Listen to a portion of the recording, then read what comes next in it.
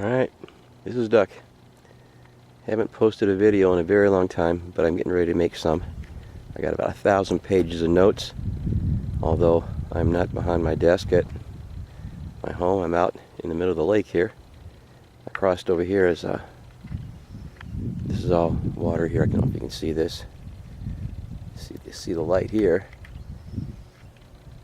Top light's the light. The bottom light is reflecting off the ice. This is all ice except for that light right there is the ferry.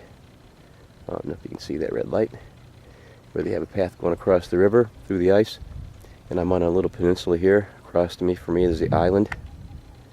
And across over here is another little island. But this is just a short video, word of encouragement. I want to like to encourage some people. Things are getting tough.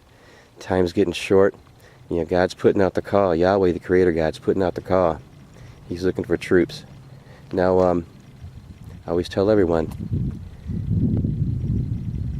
be hospitable towards everyone you meet. Be kind, be generous, be nice. Because men and women have entertained angels unknowingly. Now, of course, if you entertain demons, you know it, because you have to invite those guys. And the angels don't say much, but I know the demons don't shut up. That's how you tell the difference. Okay, this is a word of encouragement. It's a great day to be alive. This comes from an episode of The Twilight Zone that I watched when I was very, very small. I love that show, The Twilight Zone. Rod Sterling, who was in the 82nd Airborne, jumped into Normandy, 5'4", big man, tough guy, 5'4", kicked ass. And he, of course, went to Hollywood, wrote short stories. He wrote a short story once. This was actually on television, and it was in black and white. That's how old it is. A man and his dog were out coon hunting. Now, this probably takes place back in the 20s or 30s, when people didn't have much. They lived a subsistence-type life, farming and hunting and gathering and things like that. And he's out hunting with his dog, and they're coon hunting. And or hunting for something. They're running through the woods, and the dog is on the trail of a coon, and the coon jumps in the water, and of course the dog goes in after it, which is very dangerous because a coon can, of course, drown the dog once they got him in the water. That's why they kind of lure him off in the water. And the man comes up on the dog in the water fighting the coon. He jumps in after him with no regard for his own life. He loves his dog. Blue, he says, Blue. Dog's named Blue. He jumped in the water after him. Well, and a few minutes go by, and he wakes up on the bank of the river, and his dog's looking him in the face. And the man says, "Oh, Blue, you're all right, man. How you doing? My gosh, what happened?" He looks around. He says, "Where are we?" He goes, "This doesn't look familiar." He goes, "What happened?" And there's a path right behind him and the dog, and he goes, "Well, maybe we'll just go for a walk down this path. Maybe we'll find something familiar to take us home." So he's walking down the path. He comes up on a man leaning on a pole. He says, "Howdy, neighbor. I'm kind of lost." He goes, I'm from this so-and-so county down by this area, and I'm kind of lost." The man looks at him. He goes, "Oh." He goes, "Didn't you know?" He goes, "You and your dog drowned down there." The man looks up and he goes, "Oh, this must be heaven then." Because back in those days, people lived more of a righteous life, and they was closer to nature, of course, than we are now. So the man automatically assumed that he was going to heaven. He lived a righteous life. There was no question about it. The man didn't really give him a straight answer. He goes, "Oh, we'll take care of you. Don't worry about that. We'll take care of you. Come on in. The gate's right over here."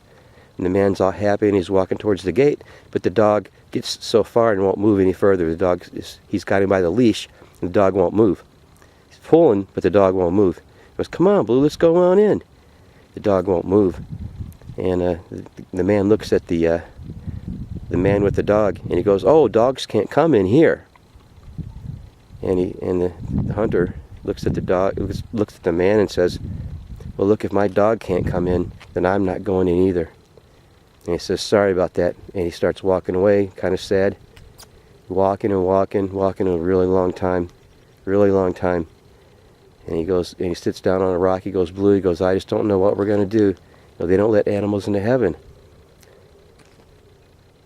About that time, a man comes strolling along the path, and he mentions the man's name, and he goes, "We've been looking for you." "Yeah, I've been looking for you. I was going up and down the trail, and I was hoping you didn't, meet up with the wrong people and take the wrong turn. And he goes, oh, no, I met this feller down yonder, but he wouldn't let Blue in through the pearly gates, so I told him I can't go in without my dog. And the man looked at him and says, oh, he goes, that wasn't heaven. That was hell. He goes, even a dog knows better than to go into there. And then the hunter looks at the man and says, so do you allow animals into heaven?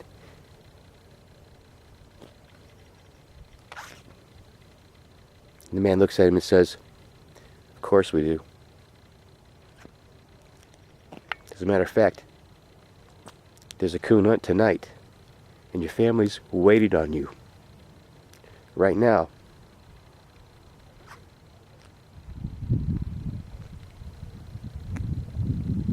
Word of encouragement. Duck out.